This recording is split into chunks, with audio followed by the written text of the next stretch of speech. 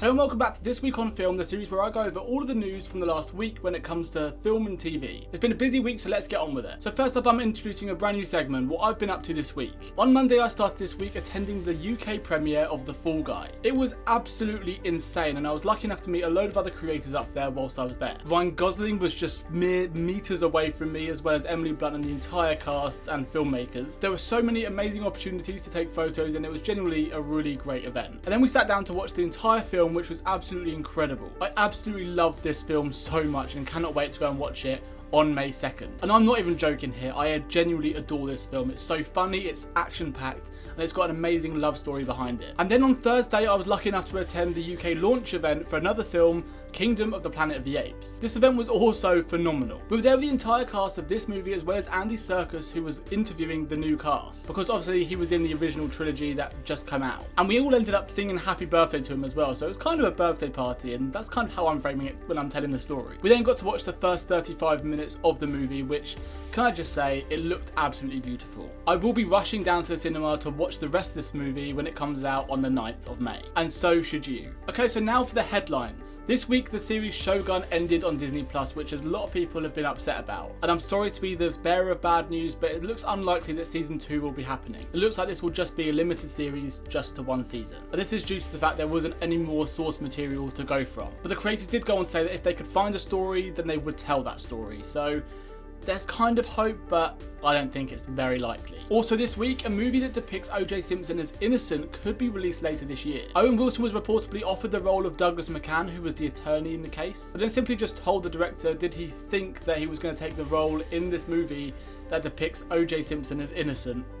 It wasn't going to happen. Also, in an interview with Hollywood Reporter, Emma Stone actually said that she no longer wants to go by that name. She wants to go back to her birth name. If you didn't know, Emma Stone isn't actually her real name. That's a stage name. Her real name is Emily Stone. I know, it's a big difference. But when she joined the Screen Actors Guild, she had to change her name because there was already an Emily Stone signed on with them. And she was a huge Spice Girls fan, so she decided to pick the name of her idol, Emma Bunton, and then put the two together as Emma Stone. But she no longer wants to be known by that, she wants to go back to her actual name. She did go on to say that to bridge the gap in between getting used to both names, some people have started calling her just M, which she's okay with, so I guess M Stone, or just call her Emily Stone, because that is actually her name. And finally, the big headlines this week, it's been revealed by AMC Theatres that they want to start introducing more musical documentaries and live show recordings after the success of the Eras Tour by Taylor Swift and Beyonce's tour movie. So who would you like to see a show recording of in the theatre? Personally, I'd love to see an Ed Sheeran concert or an Adele concert, but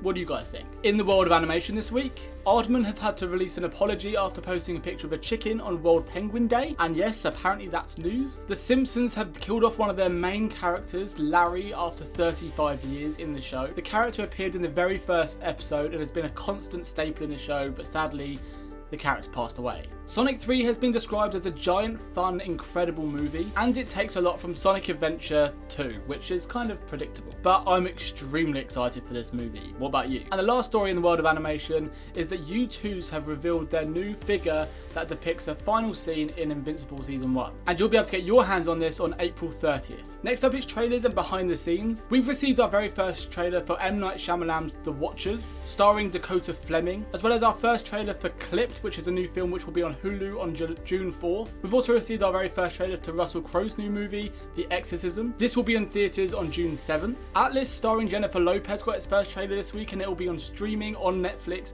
on the 24th of May, and it's had some mixed responses, shall we say. We've had our first clip of Kingdom of the Planet of the Apes, which will be in theatres on the 9th of May this year, and like I said earlier, this film actually looked quite cool. We've also received our first trailer to Ron Howard's new documentary, Jim Henson, An Idea Man. This will be coming out on the 31st of May on Disney+. We've received a behind-the-scenes clip of John Krasinski and Steve Carell reuniting to film the new movie If, and I absolutely love the fact that they're reuniting, and I'm really looking forward to this film. And before I continue, please make sure you like, comment and subscribe. It really does mean a lot, and it does help this series get made and keeps me motivated to keep making this. So But yeah, let's continue. In the world of Marvel movies, specifically the MCU, Tom Holland has revealed that he's in the creative process for Spider-Man 4, and he says it's just the process of him watching and learning, and he's finding it really fun. He also went on to say that he wants to make even more Spider-Man movies beyond this one, and that he owes his life and his career to the character of Spider-Man, and so he'll keep coming back for as long as people want him to. Personally, I would love for him to introduce the whole Miles Morales character into the MCU, and maybe him take a bit of a back seat as Peter Parker, as being more of a mentor figure, more of an Iron Man that just appears every now and then as sort of, you know, a good guy and a good mentor for a new Spider-Man, that being Miles Morales. And then we have Deadpool. You may have noticed I didn't include the Deadpool and Wolverine trailer in the trailer section, and that's because I'm talking about it here. We received a brand new trailer which heavily featured Hugh Jackman as Wolverine for Deadpool and Wolverine. This trailer looked absolutely incredible, and it makes me so excited for this movie. I am 100% here for Deadpool and Wolverine. I genuinely am. I'm so anticipating this movie.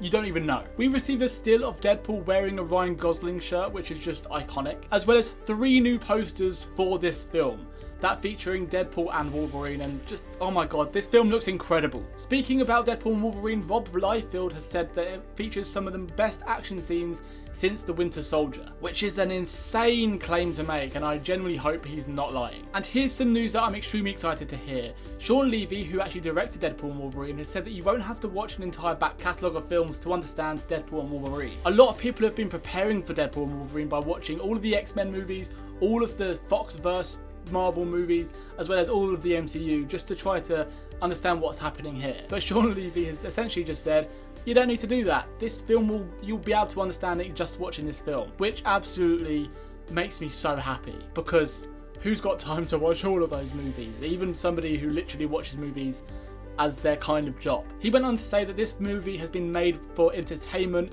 without the obligation of having to be fully researched and up to date on every single thing, which I genuinely hope things don't go over my head, but I'm sure I trust Sean with my life. And now it's time for everything else that didn't fit into any other subject. Kraven the Hunter has been delayed to December 13th this year. It was initially supposed to come out in September. And the Karate Kid movie that's supposed to come out later this year has been delayed also. It was supposed to come out in December, but now it's coming out on the 30th of May next year. This probably could have gone in my what did I do this week, but the Planet of the Apes new promotional stuff is looking insane. Apes have been spotted on horseback patrolling the streets of random cities across the world. They've been spotted in Venice Beach and in San Francisco, as well as just trotting across New York. Bearing in mind Kingdom of the Planet of Apes is set over 500 years after the last 3 movies, so they're probably just trying to do a bit of a transition period. Annie Hathaway has confirmed an existence of The Princess Diaries 3 is actually happening, but there's nothing really to announce yet. Aaron Sorkin has announced that he's writing a movie based on the January 6th insurrection, and he has described it as a quasi-sequel to The Social Network, and it's going to be kind of about the rise of misinformation, and I'm kind of intrigued about this movie. Greta Gerwig's Narnia is reportedly about to start filming in August. Tom Cruise reportedly did a breakdancing routine at Victoria Beckham's birthday party. In the world of Heartstopper, we've received our first look at Jonathan Bailey as Jack Maddox in the series, and this actually officially confirms that he's going to be in the show, as well as Eddie Marsan and Hayley Atwell will both be appearing in season 3 of Heartstopper.